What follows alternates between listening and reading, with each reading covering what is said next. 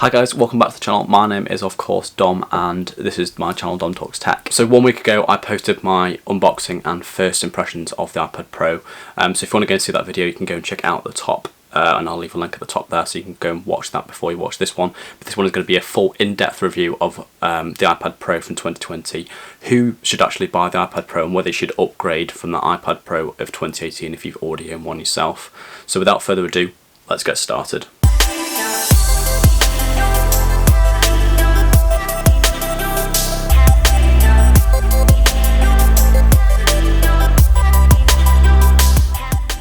Really quickly, if you're new to the channel, make sure you hit that subscribe button down below to stay up to date with all the latest tech reviews, hands-on and first impression videos. If you're a returning subscriber, make sure you turn on that bell icon so you get a notification as soon as I release a brand new video. My first week with the iPad Pro has been absolutely fantastic.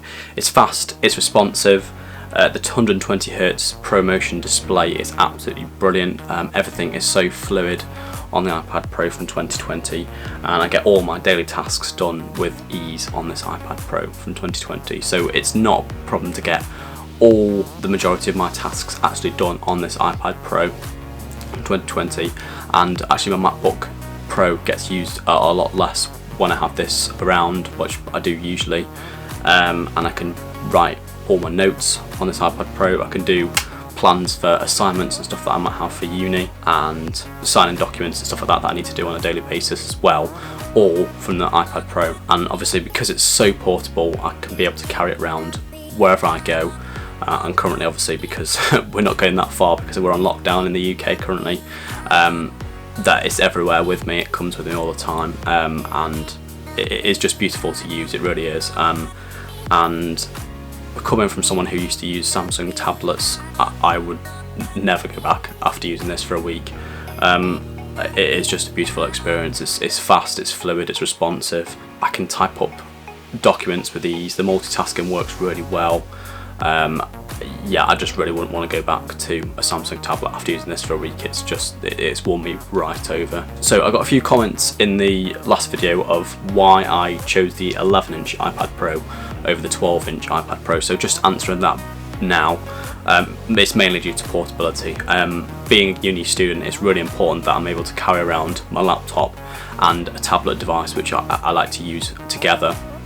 So portability is a big one for me. I love writing notes on iPad. I don't really carry a paper with me anymore.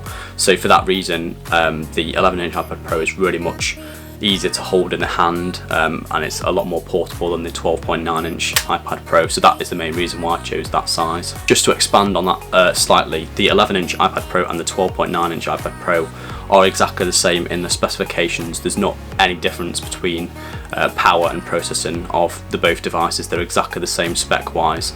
It's just whether you get the 11-inch version or the 12.9 to have some more screen real estate. Finally, on that point, the 11-inch iPad Pro is a lot better in conserving battery life rather than the 12.9-inch. And not the 12.9-inch is very good as well on the battery life, but because it's got a lower size screen to power, the 11-inch iPad Pro does better at lasting a long day. And Apple do claim that they've got 10 hours of battery life with the iPad Pro, and that is exceeding that most days. So I've got 10 hours plus without needing to charge it, and obviously it's just USB-C power to charge it, as you can just see on the bottom of there.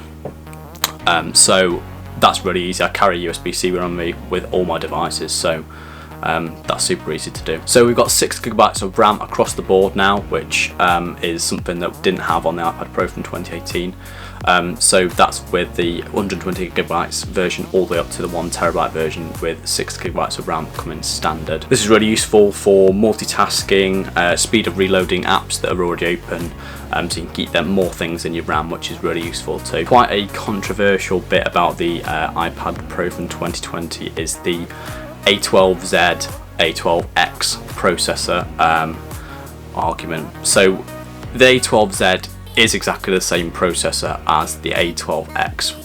The only thing that's different is that they've got another GPU core enabled, which wasn't enabled on the A12X from 2018. So it is exactly the same chip as what was in the iPad Pro from 2018. However, it's an absolutely fantastic chip. It's buttery smooth, it completes every task you throw at it with ease, and yeah, it is just a brilliant processor. And maybe that's Apple's problem for making the 2018 chips so good that they couldn't actually put a faster and better processor in it than the A12Z or A12X, whichever one you want to call it. But you've got another GPU core enabled in this, so for mobile gaming and stuff like that, it's going to be really useful, and for stuff like video editing on the iPad Pro as well with LumaFusion.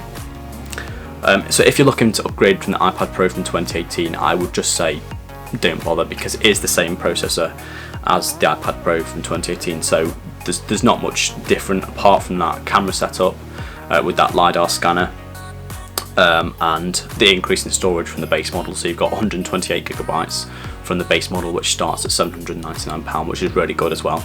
Moving on to the most noticeable difference, and that's the camera bump on the back of the iPad Pro from 2020.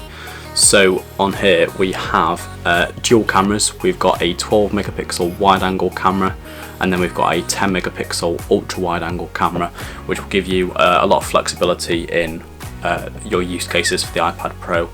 Most times it's going to be taking photos of documents, so the ultra wide angle camera comes in really handy when you're trying to scan a document and you don't want to move your iPad Pro really far up to scan the document. You can take a picture of it quite close up and it will get the whole thing in the document. That's really helpful. So this is just a quick test of the video and sound quality on the iPad Pro from 2020.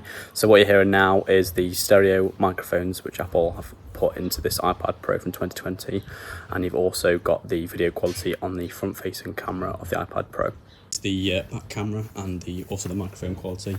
And this is just my dog Lola here, which you can see in 4K at 60 frames per second, which is changeable in the settings. You can change that, and you can also do the wide angle and ultra wide angle from there as well. And the video quality is actually really good on this camera. Very, very impressive for an iPad. You might not take videos that often with the iPad Pro, but the option is there in case you want to. Most use cases are going to be for document scanning and taking photos of documentation that you might have, but they're very, very good video and camera options in the iPad Pro should you choose to use them. Finally, moving on to that LiDAR scanner there, which you can just see glistening to the right hand side of the iPad there, and that is really, really useful, but there's not a lot of functionality currently at the minute. The Measure app, which is built into iPad OS, works super well, so you can just move it around your room and measure things really, really easily, which is quite a good use case for that AR experience.